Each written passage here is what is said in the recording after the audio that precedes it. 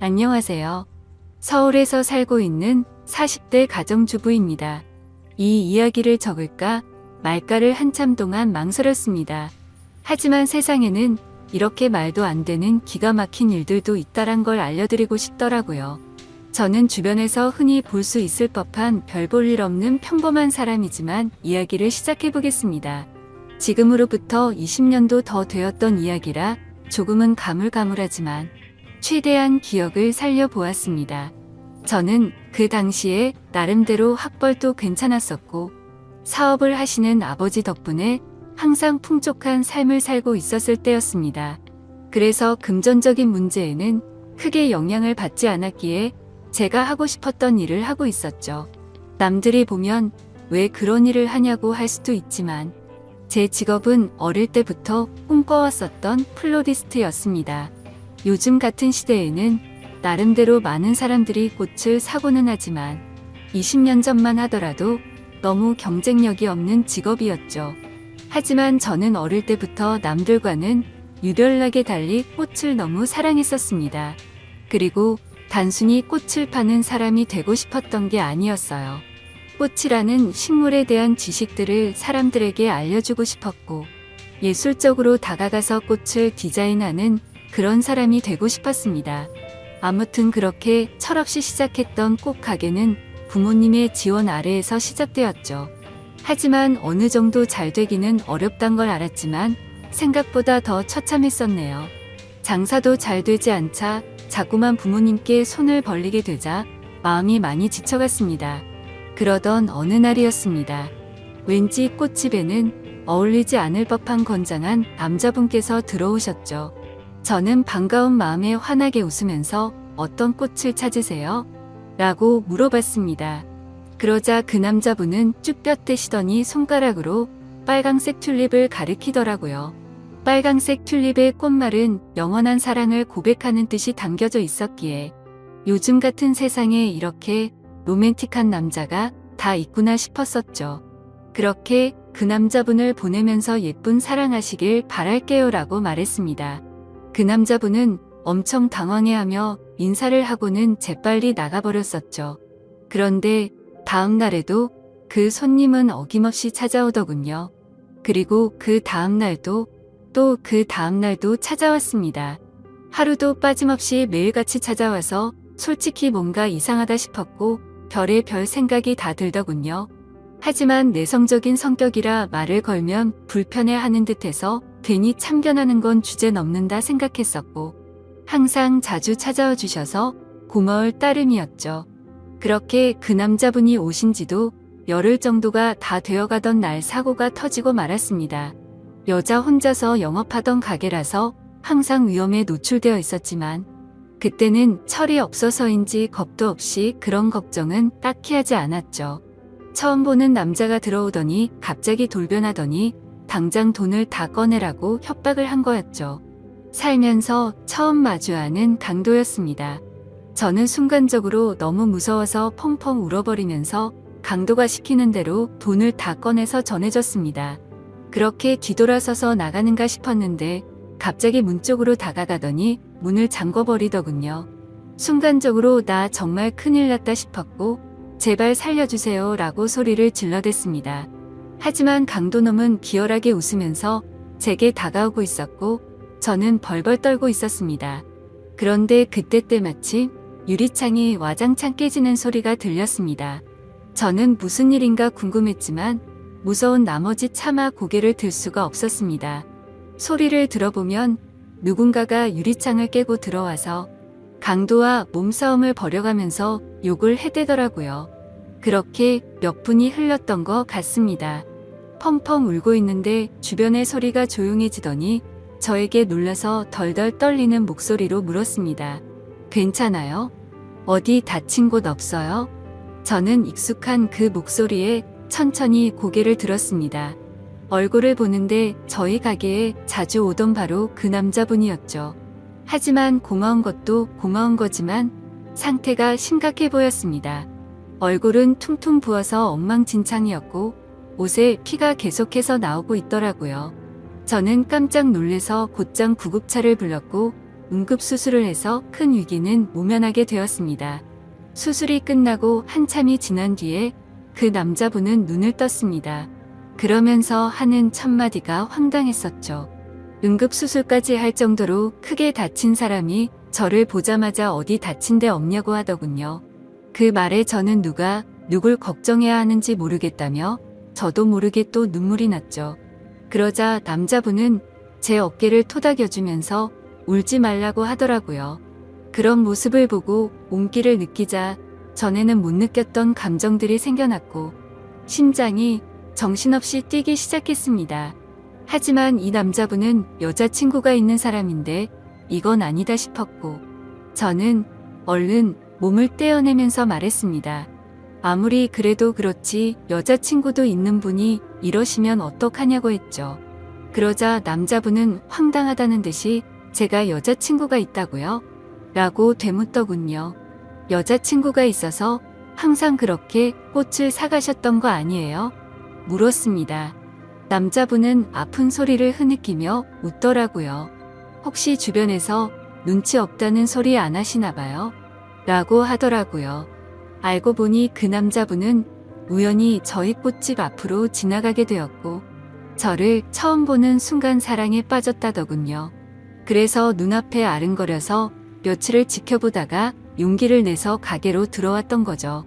그럼 저에게 고백하려고 튤립도 샀던 거냐고 물었습니다. 그러자 남자분은 꽃은 살면서 처음 사봤고 꽃에 꽃말이란 게 있다는 것도 처음 알게 된 거라고 하더라고요. 그러면서 마침 골랐던 꽃이 사랑의 고백이라니 너무 신기했다고 하더군요. 그렇게 저와 그 남자분은 자연스럽게 서로의 마음을 알게 되었고 저희는 평생 동안 기다려오던 상대를 만난 듯이 나날이 사랑이 깊어졌습니다. 퇴원을 할 때까지는 제가 항상 병원에 가서 알콩달콩 사랑을 키워나갔고 퇴원을 하고부터는 일이 끝나면 항상 저희 가게로 와서 사랑을 키워나갔었죠. 그러다가 남자분은 조심스럽게 제게 말을 꺼냈습니다. 사실 우리가 아무런 조건도 따지지 않고 사랑에 빠져버렸지만 자신은 남들이 보기에는 별 볼 일 없는 직업을 가졌다고 말하더군요. 저는 솔직히 그런 건 전혀 상관없었기에 상관없다고 말하며 무슨 일을 하는데요? 라고 물었습니다. 그러자 건설업을 공부하고는 있는데 지금은 그런 꿈을 키워가면서 일용직으로 노가다를 한다고 하더라고요. 사실 평범한 직업은 아니었기에 호기심이 생기긴 했지만 그게 문제가 되는 건가 싶었습니다. 저는 직업에 귀천이 어딨겠냐며 저도 이렇게 적자 보면서 일을 하는데 나보다는 낫지 않냐며 웃었죠. 우리는 그렇게 예쁜 사랑을 키워나가게 되었고 정말 생각하지도 못한 상황이 생겨버리고 말았습니다. 그건 바로 저희 부모님이셨습니다. 남자친구와 2년간의 연애를 하다가 평생 가약을 맺기로 하였고 부모님에게 소개를 시켜주기 위해서 말을 꺼냈는데 남자친구에 대해서 이야기를 해주니 정말 불같이 화를 내시더라고요. 저는 제 남자친구를 사랑했기에 직업도 능력도 다 필요 없다고 하지만 저희 부모님은 저를 금이야 오기야 열심히 키워주셨고 돈도 안 되는 제 직업에 대해서도 저를 위해서 응원해 주시면서 경제적인 지원도 아끼지 않으셨습니다. 하지만 그런 딸에게 능력도 없고 앞날이 막막한 노가다 하는 남자라니 가당치도 않으셨던 거죠. 그날부터 정말 울어도 보고 빌어도 보고 끊임없이 애원했습니다.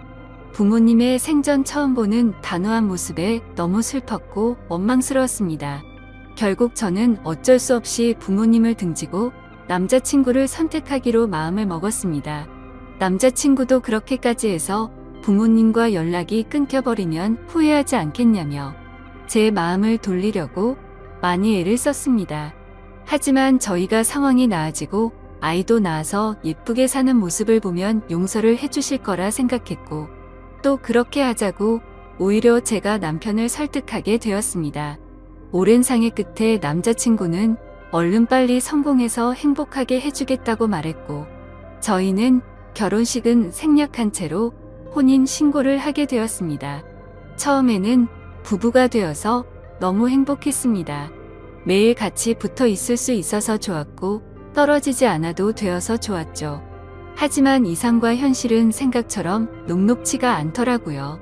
부모님의 지원이 끊기게 되자 꽃집에서 생기는 적자는 도저히 감당이 되지 않았습니다. 남편이 열심히 일해서 번 돈을 밑빠진 독에 물 붓는 짓을 할 수는 없었기에 저는 제 직업을 포기하려고 마음을 먹었습니다. 하지만 부동산 계약은 아직 1년이 넘게 남아 있었고 가게를 열면 오히려 적자가 심해지는 상황이었죠.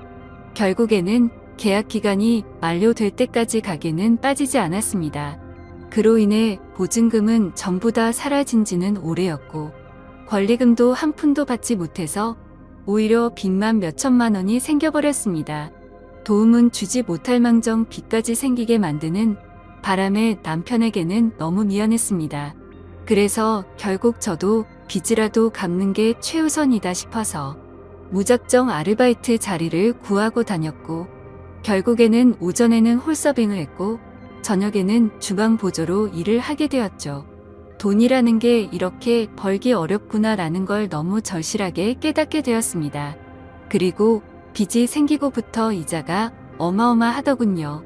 남편과 함께 아무리 열심히 빚을 갚아도 빚은 너무 더디게 줄어들었고 삶이 힘들어질수록 서로에게 점점 지쳐가는 것 같았습니다. 연애 시절에는 한 번도 다툼이 없었는데 날이 갈수록 서로에게 짜증이 늘어가더군요. 아무튼 그렇게 악순환이 반복되던 어느 날 저희 부부에게는 더 큰 문제가 생기고 말았습니다. 자꾸만 소화가 안 되고 배가 더부룩했는데 저는 결국 쓰러지고 응급차에 실려 가버리게 됐던 거죠. 참 많이 암담했습니다. 사람이 많이 힘들다 보니 아픈 걱정보다도 돈 걱정이 앞서더군요. 경제적으로 어렵다 보니 보험은 이미 해지가 됐던 상황이었고 혹시나 큰 병이 아닐까 걱정이 임한 저만이 아니었습니다.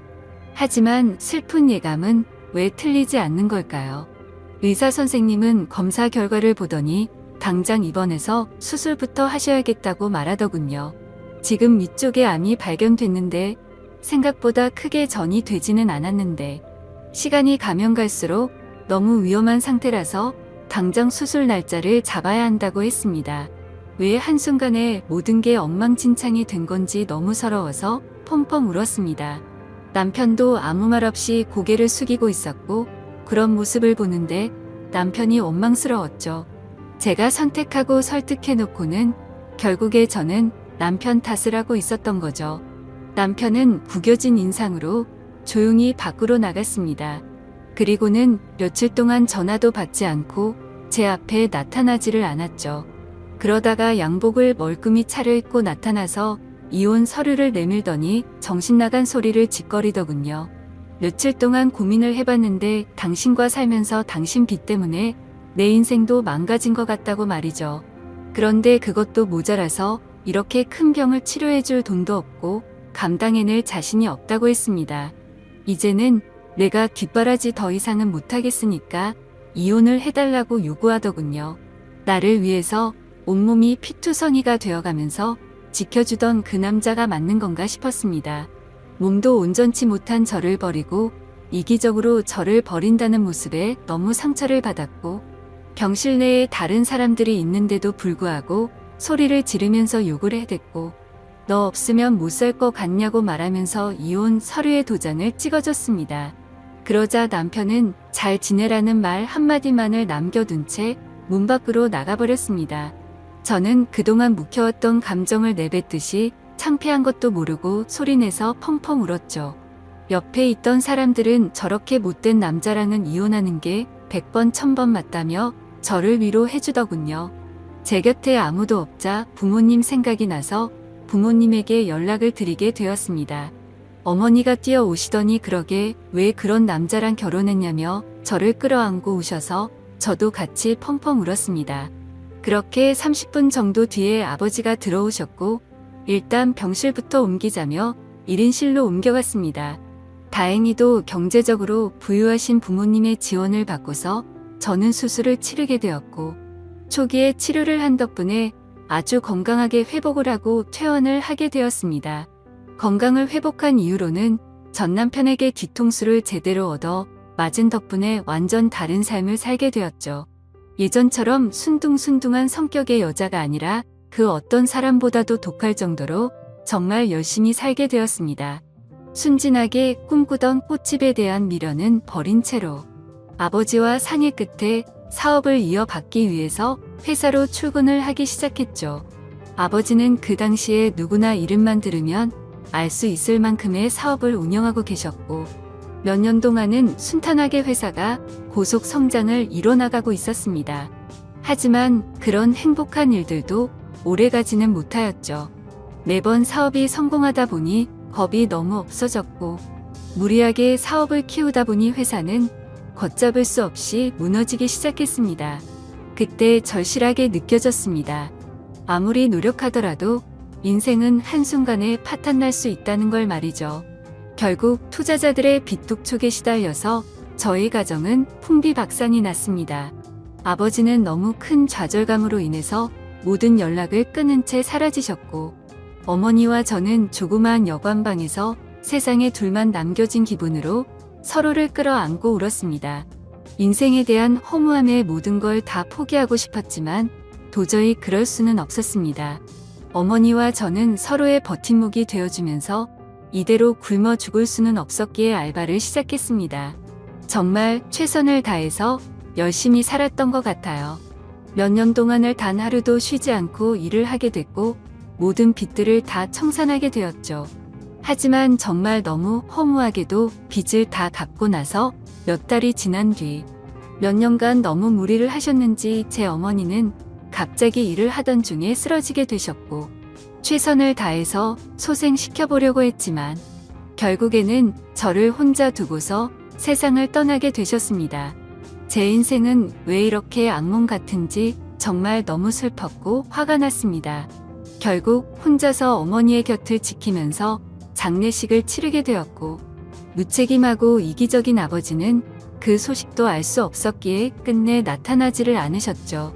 앞으로 세상을 어떻게 살아야 하는 건지 막막했습니다. 너무 좌절스럽고 힘들었지만 통장에는 1억이라는 돈이 있었습니다. 제 어머니의 생명보험금이 나왔던 거였죠. 정말 삶이 힘들었지만 예전에 제 암 수술을 할 때 보험이 없으면 너무 힘든 걸 잘 알았기에 어떻게든 보험은 잘 넣어두었기에 보험금을 받을 수 있었습니다. 이 돈으로 앞으로 어떻게 살아가야 할지 고민을 했습니다. 그래도 몇 년간 배워왔던 아버지의 사업을 다시 시작해보는 게 좋겠다 싶었습니다. 왜냐하면 그것 말고는 제가 할 수 있는 일이 전혀 없었기 때문이었죠. 그렇게 저는 다시 제 사업을 시작하게 되었고 1억이라는 자본금으로 시작해서 1년도 채 지나지 않아서 2억으로 늘어날 만큼 승승장구했습니다. 하지만 사업이라는 게 정말 녹록치가 않다라는 걸 뼈저리게 또다시 느꼈습니다. 사업은 승승장구하고 있었지만 거래하던 업체에서 물건 값을 지급받고는 잠적을 했던 거였죠. 내 인생은 어쩜 이렇게도 구질구질한 걸까 싶었습니다. 경찰에 신고를 하고 몇 달이 지나도록 사건에는 진전이 없었죠. 이미 저희 회사 말고도 여러 군데 회사에 같은 수법으로 사기를 쳤고 작정을 하고 해외로 도망친 상황이라 쉽게 해결되긴 어려울 것 같다더군요. 정말 매일같이 울면서 겨우 잠이 들 정도로 마음고생이 심했습니다. 하지만 그런 마음고생이 중요한 게 아니었죠. 시간이 가면 갈수록 당장 직원들의 급여부터 시작해서 은행의 이자 빚까지 모든 게 또 밀려가고 있었고 금세 신용불량이 되어버리더군요. 아무리 사정을 말해봤자 그런 건 전혀 소용이 없었습니다. 돌아오는 냉혹한 대답이 제 가슴을 미어터지게 만들 뿐이더라고요. 또다시 이렇게 인생이 바닥으로 내려앉는 건가 싶었고 어머니의 목숨값으로 시작한 제 모든 걸 걸었던 사업이었는데 너무나도 절망적이었습니다. 그런데 사람이 죽으라는 법은 없다는 듯 희소식이 왔습니다. 저희 회사에 투자를 자처하는 사람이 있다며 거래처 사장님이 연락이 온 거였죠. 사실 처음에는 갑자기 투자를 한다기에 반신반의했습니다. 그때 당시에는 제대로 사기를 당했던지라 그 누구도 믿을 수가 없었던 상황이었기 때문이죠. 하지만 당장 직원들의 급여도 밀린 상황에 찬밥 더운 밥 가릴 노릇이 아니더라고요. 저는 전화기에 대고서 감사하다는 인사를 몇 번을 외치고서 사업 설명을 위해서 날짜를 잡게 되었습니다. 무조건 투자를 받아야 했기에 한치의 지적도 나오지 않게끔 최선을 다해서 자료를 준비하였고, 일주일이 지난 뒤 약속 시간보다 조금 일찍 투자자의 회사로 찾아갔습니다.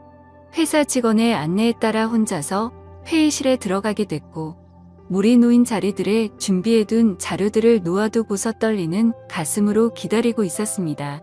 그렇게 몇 분이 지나자 여러 사람이 들어올 줄 알았는데 익숙한 얼굴의 한 남자가 들어오더군요. 그건 바로 11년 전 제게 씻을 수 없는 상처를 주고 이혼을 했었던 바로 그 남자, 전 남편이었습니다. 저는 너무 당황해서 당신이 뭔데 여길 나타나냐고 말을 했죠. 그러자 전 남편은 내가 당신 회사에 투자하기로 한 사람이야 라고 말하더군요. 이게 무슨 헛소리인지 어안이 벙벙했습니다. 알고 보니 전 남편은 몇 년 전부터 이 회사를 시작하게 됐고 돈을 엄청나게 많이 벌고 있는 건설업계의 대표가 되어 있었습니다. 마음 같아서는 그냥 욕을 해버리고 뛰쳐나가고 싶었어요. 하지만 저로 인해 생활이 제대로 돌아가지 않는 직원들의 월급도 지급해야 했고 제 모든 걸 쏟아부은 회사를 포기할 수는 없었기에 눈물을 머금고 참았습니다.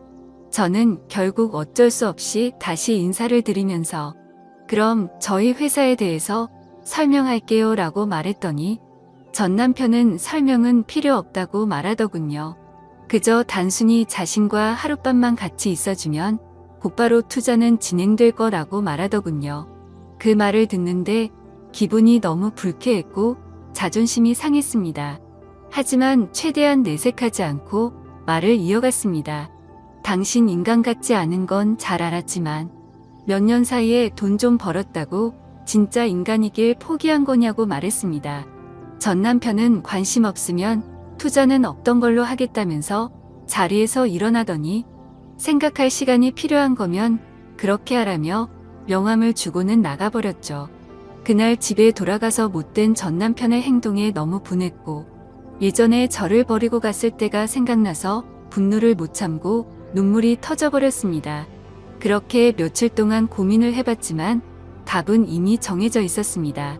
이미 급한 불을 끄느라 대출을 최대한 받은 상황이라 추가 대출도 불가능했고 신용불량이 되어서 아무 곳에서도 돈을 빌릴 수가 없었으니까요. 결국 어쩔 수 없이 명함에 적힌 번호로 연락을 하게 되었습니다. 전 남편은 약속 날짜와 시간을 제게 알려줬고 약속한 당일날 남편은 먼저 와서 호텔에 있는 고급스러운 레스토랑에서 기다리고 있었고 부드러운 스테이크와 엄청 비싼 와인까지 마셨습니다. 10년 전만 해도 그렇게 찌질했었던 남자였는데 이제는 아주 잘 나가는 회사의 대표라니 감회가 새로웠습니다. 그렇다고 증오하는 마음은 너무 컸었기에 그 자리가 불쾌했고 기분이 나빴습니다. 그래서 말을 걸어도 무표정으로 대충 대답만 하고 있었죠.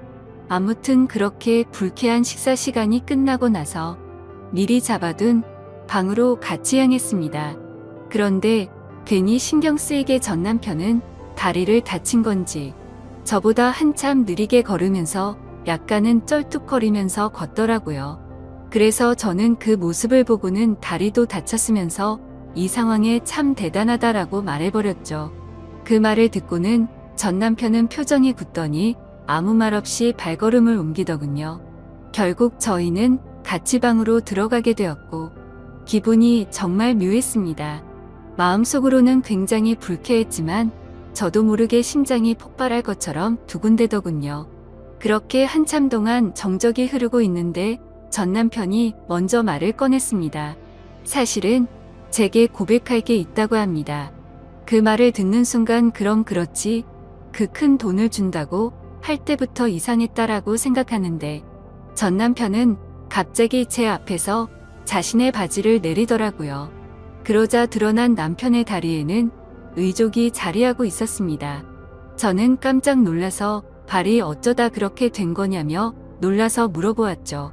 전 남편은 저와 헤어지고 나서 몇 달 뒤에 노가다를 하다가 사고가 났었답니다. 지금에서야 이렇게 용기를 내서 미안하다면서 눈물을 흘리더군요. 그러고서는 그때 왜 내가 그런 선택을 하게 된 건지 말을 이어갔습니다. 사실 남편은 저와 이혼을 하게 된 이유가 저의 수술을 위해서였답니다. 남편은 병원에 없던 그 며칠 동안 어떻게든 돈을 마련해 보려고 온갖 방법을 썼었다네요. 그러다 결국 걷잡을 수 없는 실수를 저지르고 말았죠. 대출은 당연히 불가능했고 단기간에 돈을 벌 수 있는 건 도박에 모든 걸 걸었답니다. 이틀 동안 잠도 안 자고 했지만 결국에는 집의 보증금은 물론이고 모든 전 재산을 잃어버리게 되었답니다. 너무 절망스러워서 살고 싶은 생각이 없었지만 아픈 저를 두고서 무책임하게 그렇게 할 수는 없었기에 모든 자존심을 버려두고 저희 아버지 회사로 찾아가서 무릎을 꿇고 빌었답니다. 하지만 아버지의 반응은 너무 단호했고 그 모습을 보고는 자신이 제 곁을 떠날 테니 제발 살려달라고 했었던 거죠. 그렇게 남편은 제 정을 떼어내고 떠나려고 무심한 척 이혼을 요구했었고 그날부터 단 하루도 제 생각을 하지 않은 날이 없었다고 말했습니다. 그저 자신의 머릿속에는 얼른 빨리 건설업으로 성공을 해서 저희 부모님께 당당한 남자가 되어서 돌아오려는 생각만 하면서 살았다네요. 그런 나머지 너무 무리하게 일을 하게 되었고 피곤한 나머지 잠깐 졸았는데 그 찰나의 실수로 인해 공사 중이던 아파트에서 추락을 하면서 한쪽 다리는 돌이킬 수 없는 부상을 입고서 결국 절단을 하게 된 거였습니다. 그래서 그런 꼴로는 도저히 제 곁으로 다가올 용기가 나지 않았고 오히려 제 소식을 멀리하고 정신 나간 사람처럼 오로지 일에만 전념했었다고 합니다. 결국에 전 남편은 건설업계에 반드시 필요한 아이템으로 큰 성공을 하게 되었고 그때부터는 제 소식도 알아보고 어떻게 살았는지 알게 되었다고 하더군요. 저에게 당신이 여유 많은 부모님과 함께 살면 행복하게 살고 있을 줄만 알았다며 눈물을 흘리면서 덜덜 떨면서 말했습니다. 그런 큰 아픔을 겪으면서 얼마나 세상이 원망스러웠을까 싶었고 너무 슬퍼서 매일같이 울었다네요. 하지만 10년이라는 긴 시간이 흘러버렸고 제 앞에 나서기에는 도저히 용기가 나지 않았답니다. 그러다가 제가 당한 사기 소식을 저희 거래처 사장을 통해서 알게 되었고 금전적으로 여유가 없는 저를 돕기 위해서 투자자로 나서기로 결심을 했었답니다. 전 남편은 제게 말했습니다.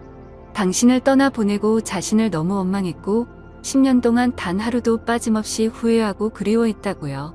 내게는 지금도 앞으로도 당신 한 명만이 영원한 사랑이라며 저를 안아줬습니다.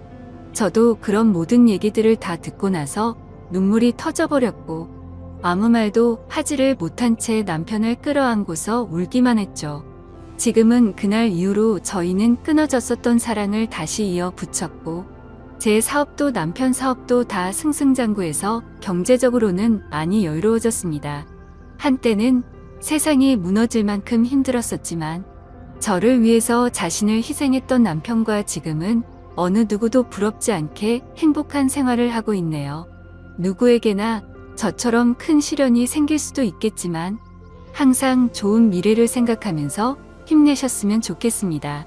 저의 기구한 사연을 읽어주셔서 감사합니다.